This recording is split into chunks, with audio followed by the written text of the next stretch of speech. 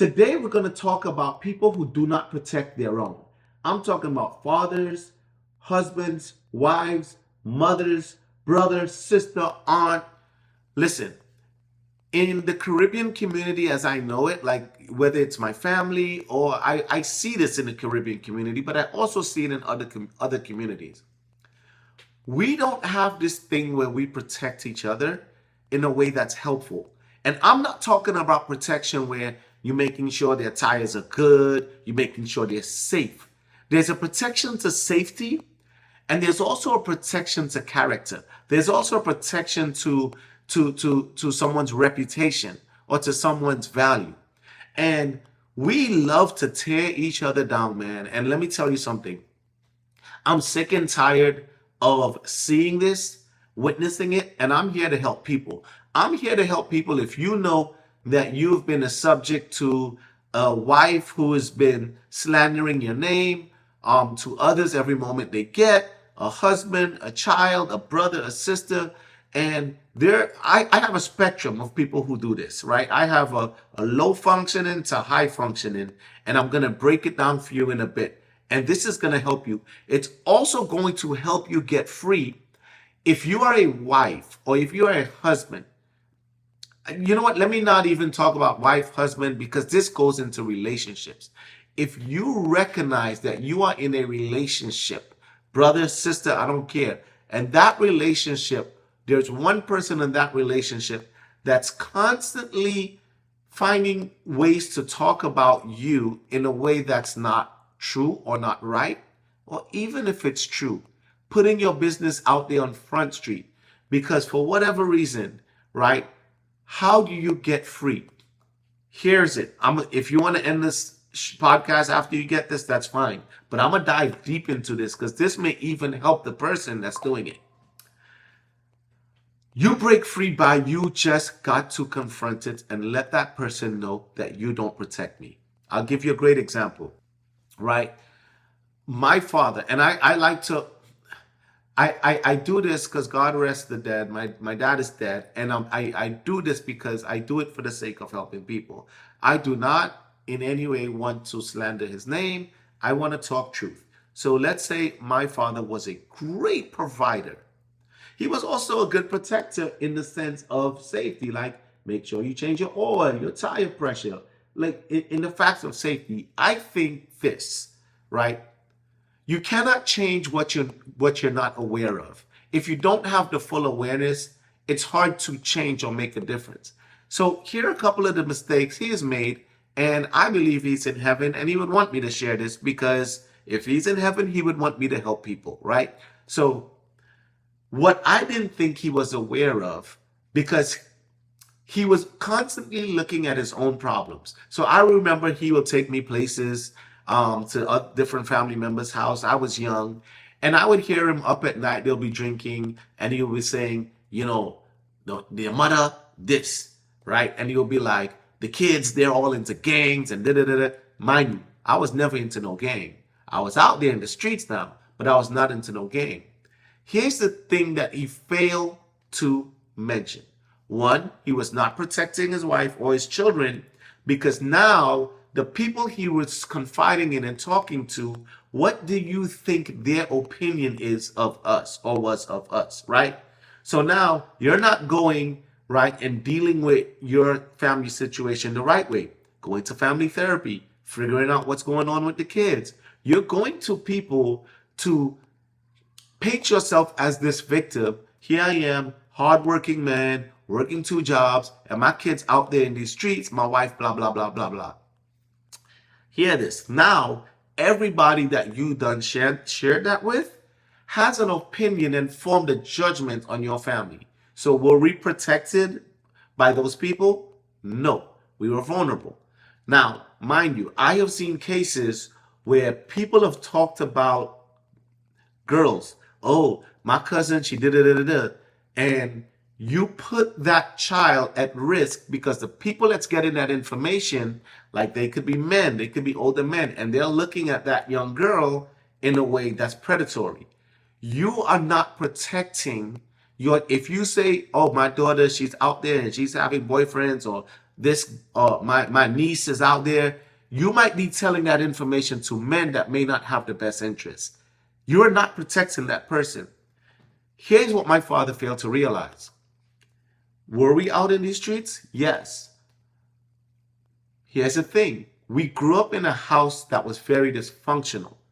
Violence, alcoholism, you name it. Like, I can't even get into the details of what I grew up in. If you did not create an atmosphere conducive to young people growing up in a house to have a life that's functioning and that's well, don't then look at the results of what you created, and don't look at that child to now go out and ruin their name and their reputation because you're not taking accountability for what you created. And here's the thing. I've never heard him go back and say, you know what? Yeah, I beat on their mom. I never heard you go back and say, oh yeah, I cussed out their mom. I did this, I did that. And they're living in this dysfunctional house, and those kids, they're on drugs and stuff because they're just, you never took accountability for yourself so that you could have, even if you shared what your kids were doing, you never took it upon yourself to say, it starts with me, right? It's always, I'm the victim. Oh, woe is me. I'm working hard. I'm doing the best I can. And here, this woman is this, and these kids are that. Trust me, some of you might be listening to this, know people like that. And there's a lot of people like that. It might be a sibling that you paint everyone failures and you highlight everyone failures because it makes you look like a victim or a hero. And the people that you are painting, a lot of times they're the people closest to you, and they're the people that you're not protecting. We are called to be protectors of each other in relationships. And the relationships, they're not all going to be good. The relationships, they're not all going to be great. But when you represent that person, right, and you're not representing them well, you are leaving them vulnerable to people looking at them some type of way. Let's talk about the low functioning and the high functioning. When I talk about a high functioning protector in a relationship, if that relationship is not great, if that spouse or that child or that brother or that sister is not great, high functioning is the way that you handle it, that is direct, that is with professionals. We may need family counseling.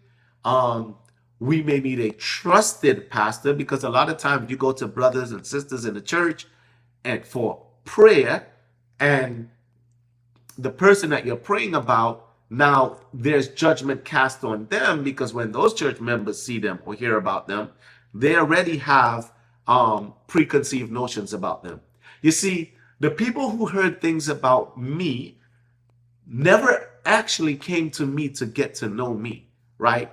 To get to realize, oh my gosh, yeah, you might be out in the streets, but what's really going on? What's going on in the crib? I wouldn't have told you, but the person who put me in a bad light, it was their responsibility to protect me. So I shouldn't have even had that. Mind you, when you put somebody's name out there, if you have a daughter, a cousin, a sister, and you put all her failures out on Front Street, especially with young women, you are exposing them to any and anybody to hear that, especially men with bad intentions. Same with young men. If you're putting, oh, such and such, he out there, and I don't know, this child, he no good, and he with this, and he with that. Everybody that you told that to, if they're not the right person, they're not mature enough, they have formed opinions and judgments on that person. Not only that, right? They may not know the root. And a lot of times, I want to be honest with you, a lot of times the people that are sharing this information are usually someone that is painting themselves as some sort of victim. It's not in every case. There are some cases I call emergencies. Emergencies is like a mother, a father that has a child that is out there that don't know what to do, a spouse that has living with a narcissist spouse, and they don't know what to do, and they go to people, and with all the right intentions, but the people they go to, they trust, not realizing that those people they trusting are forming opinions. And you have to be very careful of who you go to. I have people in my corner that over the years I have developed trust, because over the years I've developed relationships, and it's a very select few that if my kids are going through something, that I know that if I call that person for prayer, that it's not leaving them, but that person also is not going to look at my kid any type of way. And when I say it's a few, it's few. And and anything else, I try to be high functioning. My kid was in counseling since he was 13. Like, we'll go to a professional to deal with our stuff, because it's my job to protect my wife and my children. Everyone else, I will represent them in the best light, because you can put your own loved ones out there for the sake of you trying to get sympathy, or for the sake of you trying to look like a victim. Also, this is very important. If you are dealing with somebody who lacks self-awareness, whether you're getting information from them or you're hearing what they have to say about their wife and kids, and somehow you know this person is not all there, but somehow they always seem to end up as some sort of victim, that's a red flag. That's a red flag. If no father is going to call, right? No mother, no brother, no sister is going to lash out to be like, look how they treating me. Look what they do. Look what they did. Look how they are. They're not sitting there trying to just paint them as a bad picture.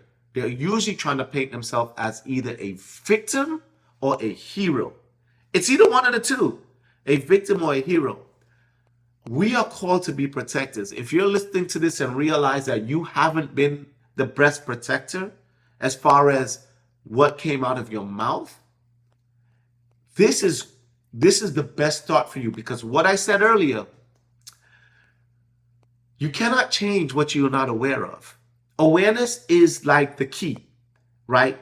You still have to go to the car, turn the key, start the ignition. You still have to drive. There's still a lot of work to do, but the key is that bit of information that you get. Now, what if you say, you know what? I live with somebody like that. The reason my kids are the way they are, the reason why we are the way we are, is because that person have created an environment for us, and we escaped. Like, just like we did. We needed weed. We just didn't want to be in the house. We left it every chance we got, because it wasn't an environment. And so it's easy for that person to say, well, yeah, I work hard and look at these kids and look at this wife, but you've created that environment. You did not create an environment where you could say, okay, you were high functioning, the kid's still out there. All right, let's see if we could, use this. You have insurance, you call family counseling, you were high functioning, you went to a pastor that you trusted or whatever. No, it was always, woe is me.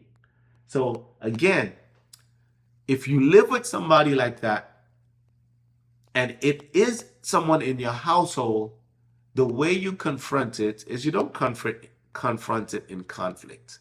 You confront it when you got to kind of pick and choose your moment, but the confrontation is just this. You don't protect us. You're not a protector. What do you mean I'm not a protector? We got the gun in the safe. I got the alarm. I make sure all the tires good. Because you cannot change that, what you're not aware of. So a person like that, in some cases, if they really want to do the right thing, they may not realize. So they may look at as safety as protection, physical safety.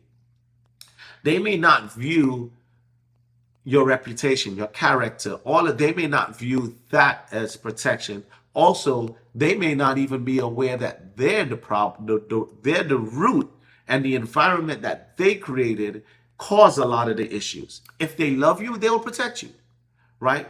If they love you, they will feel bad, and like, if you're watching this and you realize for yourself, like, I haven't been the best protector, you're probably feeling bad, and that's good.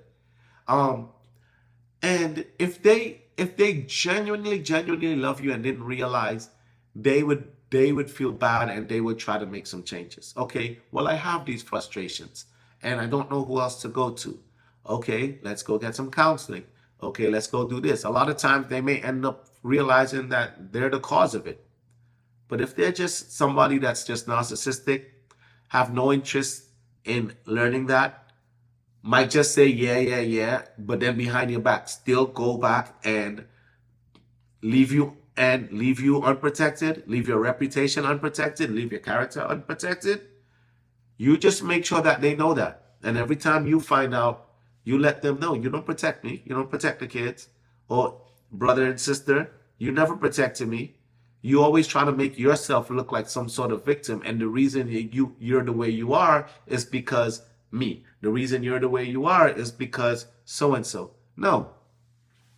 Take accountability for your behaviors. Take accountability for your action. And stop trying to justify your behavior by saying it's because of other people. And now you're leaving those people unprotected. You're leaving their reputation unprotected, their character unprotected. It don't work like that. And I think a lot of times the real victims in these situations are usually the ones that stay quiet. I've seen it throughout my whole life.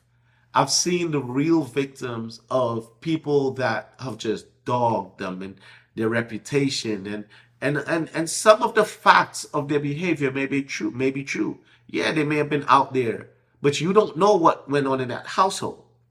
Yeah, they may have got into some trouble. You don't know what they're dealing with mentally, right? So some of the facts and what is being spread is true, but usually the ones that's spreading it have an ulterior motive. And again, it's one, when you could find someone that is going through something and you can go spread it in a negative light, or you could go spread it just because you're sharing information because it makes you somehow feel better about yourself, you got to check yourself and you got to check that, right? Especially when it's loved ones that's not being protected. And I see this, I see this in Caribbean families because just like, in the Caribbean, you'll be hearing like, oh, you know so-and-so? Oh, yeah, I heard they got arrested. Oh, you know so-and-so? Yeah, she has another boyfriend. Oh, you know so-and-so? Look what she got on. Look what she wearing on social media. And it's like, what's the point? What's the purpose? And you don't know where I tell you, I've seen it in my life. I've seen young women, the targets of people's slander. I've seen young women who trying to find themselves at a young age and whatever. And I've seen family members, aunties, uncles, talk about those young women in a way where that information got back to the wrong people who now looked at those young women like victims, and like prey. I've seen young people who adults that looked at them, even young men, as gangsters and no good and menace to societies. And a lot of times it's exaggerated. This whole message is about being a protector. If you're a father, if you're a mother, if you're a brother, if you're a sister, evaluate your conversations and who you had those conversations with and ask yourself, was I being a protector? Did the person that you share that information with, are you confident that it's not going to leak out and then get to somebody else who now could see that person as a prey or as one of their victims? Let me tell you something. It's not a game. And I think I'm passionate about this. I'm not saying I'm perfect in this. I think I even had my fair share of not being aware. But let me tell you something. You cannot change that which you're not aware. And if you have the awareness and still choose to not be careful with this, I believe you really have to answer to God. Because this is something that affects families, that affects people. And if you struggle with this, if this is a struggle of yours because you don't understand why you keep doing it, a lot of times it's your own insecurity. A lot of times you don't want to admit your own failures, especially when it comes to parents, man, when it comes to husbands who have and wives that have messed up. You, if I could take the attention of my failures and point it on others, I could feel better about myself. And it's a very selfish way of thinking, and it hurts your family. And I know no husband, no wife, no brother, no sister, no spouse really want to hurt their loved ones. But sometimes that hurt, that exposure, how you put them out there for the world to devour them, is worse than the physical safety part that you're so concerned about. Man, my name is Paul Larry. This is not anything that I pre-wrote. This is just a frustration that I needed to get out on the air and vent. I'll be honest with you. This is my new setup. This mic is not even plugged in. It's just recording off the camera. So the audio quality is not going to be that great. But I don't care. I think this message needs to get out. If you live in the household with somebody that you know you're not being protected, send them this message and say, this is how I feel. I don't feel protected. And if you have frustrations about me, there's a way to handle it. But don't leave me out there. Don't ruin my name. Don't ruin my character. Stop putting me on Front Street for people to cast judgments on me. And I'll tell you something, I'm not sitting here perfect on it. But it's when just like I told you guys, y'all watching my journey through therapy, all the stuff that I became self-aware of, I'm trying to put forth the effort to be better. This is an area that I believe I'm pretty strong in with my wife and my kids. But let me ask myself, were you strong with it with people outside of your immediate circle?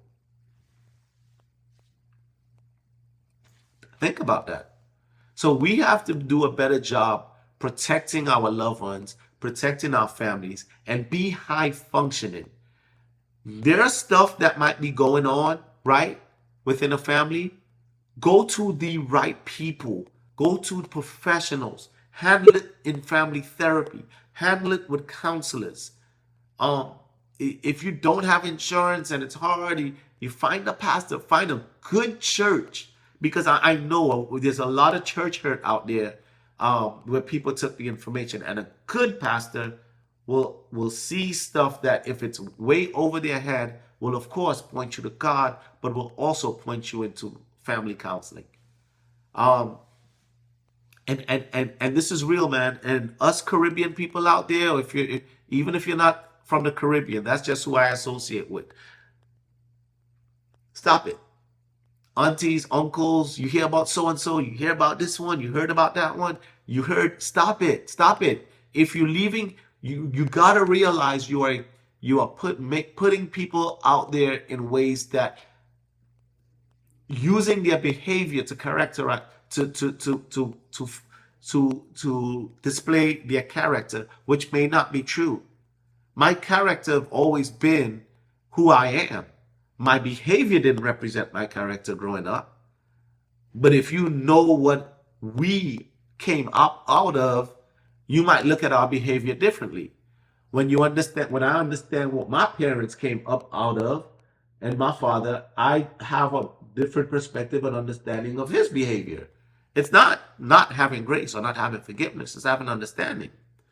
And like I said again, you cannot change that in which you're not aware of. I don't know if my father had that type of awareness, right? That he may have been looking for victimhood and for sympathy and for people to look at him in a type of light. It may have made him feel better about his own guilt, but maybe he didn't even have the awareness of why he was doing what he was doing.